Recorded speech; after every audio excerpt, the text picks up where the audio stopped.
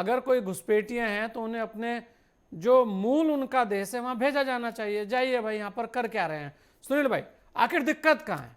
अगर कोई घुसपैठिया है और घुसपैठियों को चिन्हित करने के लिए एक ड्राइव चलाई जाती है या कानून बनाए जाते हैं, सख्त कानून बनाए जाते हैं, तो आपत्ति क्या है? देखो, पहले तो संजय जी ये समझना पड़ेगा कि इमिग्रेशन बिल है क्या और कब लागू हुआ हाँ। और कौन सी सरकार लेकर के आई, अधिनियम कौन से हैं उसमें। जो अधिनियम अंग्रेजों के जमाने के हों, अधिनियम 1920, अधिनियम 1939, अधिनियम 1946, आप ये बताइए कि जो अंग्रेजों के जमाने के बिल हैं वो नहीं बदले जाने चाहिए क्या? और इतने ही अच्छे कानून होते, कहीं उसमें खामियां नहीं होती, तो करोड़ों की संख्या में लोग इस देश में रह रहे होते। यदि अमित शाह संसद में कह रहे हैं और मनीष तिवारी उसमें ऑब्जेक्शन करते हैं, तो एक खामियां नहीं गिना पाए, गोलमोल बात क्या होती है? और खामियां हैं, क्या खामियां हैं? किस बिंदु पर विपक्ष को आपत्ति है, वो बिंदु विपक्ष नहीं बताएगा क्या? विपक्ष कह रहा है आप तानाशाही बताइए। चल रही है। ये तानाशाही शब्द तो अच्छा है, पर तानाशाही कहाँ चल रही है, किस बिंदु पर चल रही है, वो विपक्ष बताने तैयार नहीं है। जब अमित शाह जी ने पूछा कि कुछ बिंदु तो बताइए जिन बिंदुओं पर विपक्ष को आपत्ति है, बोले जेपीसी में भेजिए, जेपीसी देखेगी। अरे जेपीसी में तो जब भेजा जाएगा जब आपकी आपत्ति हो और सदन सहमत हो।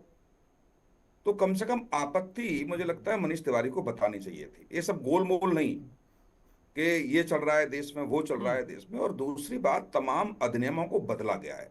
अब इसी अधिनियम की हम बात करेंगे तो इसमें आप देखेंगे कि पहले 46 धाराएं थी, अब कम कर दी, 36 आ गई।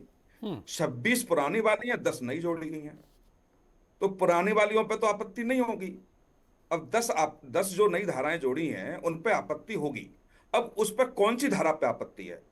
सजा के प्रावधान पर आपत्ति है, चिन्हित करने के मामले को लेकर के आपत्ति है, या मेन कुछ मेन तो मामला मुझे लगता है, संक्षिप्त मुझे ऐसा केस लगता हैं। है सुनील भाई, आपको भी लगता होगा कि चिन्हीकरण वाला जो मामला है ना, कि चिन्हित कैसे किया जाए, शायद उस पर आपत्ति है।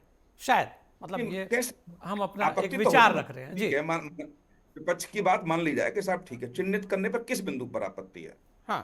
उन्होंने ये कहा कि जो हमारे देश में व्यक्ति आ रहा है, एजुकेशन के लिए आ रहा है, रिसर्च के लिए आ रहा है, अच्छी बातों के लिए आ रहा है, उसका स्वागत है। लेकिन देश में अशांति फैलाने के उद्देश्य से आ रहा है तो सरकार ही उससे नहीं, आपत्ति निपटेगी, यही तो है विपक्ष तो ना कि निपटेगा नहीं। भाई रिसर्च और करने आ दूसरी रहे हो सबसे और महत्वपूर्ण आप बात, नारेबाजी में वहां पर दिख रहे हो। मैं वही कह रहा हूं, हाँ। यदि आपको लगता है कि स्वस्थ पर चर्चा, आप कल की बात है, आज तक कांग्रेस प्रेस कॉन्फ्रेंस करके भी नहीं बता पाई। हर बिंदु पर प्रेस कॉन्फ्रेंस होती है। अरे भाई, इन बिंदुओं पर कांग्रेस कहती, इन बिंदुओं पर विपक्ष को आपत्ति है, इन बिंदुओं को सरकार क्लियर करे, यहां ये दिक्कत है, आप नहीं कर रहे हैं। संसद में नहीं बोलने दिया गया, बात मान ली आपकी। अरे संसद के बाहर भी नहीं बोलने देंगे, प्रेस कॉन्फ्रेंस करके भी तो आप कम से कम बता सकते हो देश को। मैं साथ हूं कांग्रेस के, या तो कांग्रेस के कुछ बिंदुओं तो गिनाए, कम से कम प्रेस कॉन्फ्रेंस करके ही बता देती। अब अभी भी आप अनिल शर्मा जी कह रहे हैं कि ये पुराना, ये सब चल, अरे पुराना और नया क्या होता है? अरे हर कानून बदला जा रहा है, आपने नहीं बदले क्या? 100 से ज्यादा संशोधन तो आपकी सरकार के रहते हुए हुए, आप ही की सरकार ने बनाई। और लास्ट संशोधन 102 मनमोहन सिंह की सरकार के रहते हुए हुआ संविधान में।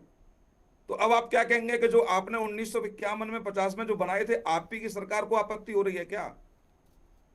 जब आप भी 100 से ज्यादा संशोधन उसमें कर चुके हैं संविधान में, तो निश्चित तौर से आपने भी माना है कि जब हमने 1950 में 55 में 60 में 70 में जो भी अधिनियम बनाए होंगे, जो धाराएं बनाई होंगी, उन्हें बदलाव की आवश्यकता है, और वो बदलाव आपने किए, देश ने स्वीकार किए।